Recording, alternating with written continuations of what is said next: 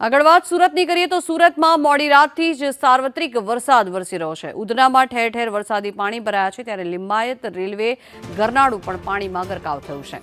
પાણી ભરાઈ જતા વાહન ચાલકોને ભારે હાલાકી પડી રહી છે। સતત થયેલા વરસાદના કારણે થઈને અનેક રોડ રસ્તાઓ પર પાણી ફરી વળ્યા છે અને આ ગરનાળાના દ્રશ્યો છે કે જ્યાં કમરસમાં પાણી ભરાઈ ગયા છે। રાહદારી હોય કે પછી વાહન ચાલકો, તે લોકોને ભારે હાલાકીનો સામનો કરવાનો વારો આવી રહ્યો છે। અનેકો વખત રજૂઆત, તે છતાં પણ તંત્ર જાણે નિંદ્રાધીન હોય તેવી અહીંયા સ્થિતિ છે। આ રસ્તો પસાર કરવા માટે થઈને કમરસમાં ભરાયેલા વરસાદી પાણીમાંથી જ પસાર થવા લોકો મજબૂર બન્યા છે। તો ઉધનામાં પણ ઠેર ઠેર વરસાદી પાણી ભરાઈ ગયા છે। વહેલી સવારથી જ વરસાદી માહોલ જામ્યો હતો। લિંબાયત રેલવે ગરનાળું પણ પાણીમાં ગરકાવ થયા હોવાના આ દ્રશ્યો અહીંયા સામે આવ્યા છે।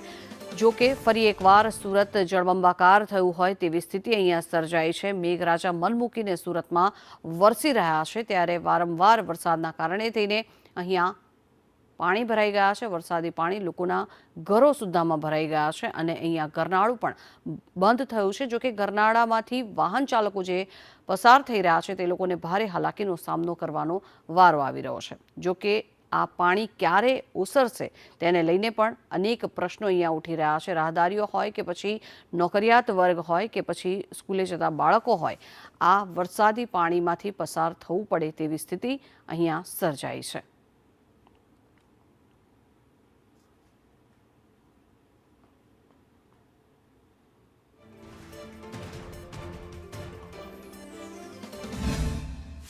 સુરતમાં મોડી રાતથી વરસાદ વરસી રહ્યો છે, ત્યારે વરસાદ વરસના કારણે સુરતના અનેકો વિસ્તારમાં પાણી ભરવાની સમસ્યા પણ સર્જાઈ છે। ત્યારે શહેરના ઉધના રેલવે સ્ટેશન પાસે આવેલું ગરનાળું તે પણ પાણીમાં ગરકાવ થઈ ચૂક્યું છે। સીધા દ્રશ્યો જોઈ શકો છો, અહીં વરસાદી પાણી ભરાયા છે, પરંતુ પાણીનો નિકાલ નથી થયો। હજી સુધી જોઈ શકાય છે કે વાહન ચાલકો ભારે હાલાકી વેઠીને અહીંથી પસાર થઈ રહ્યા છે।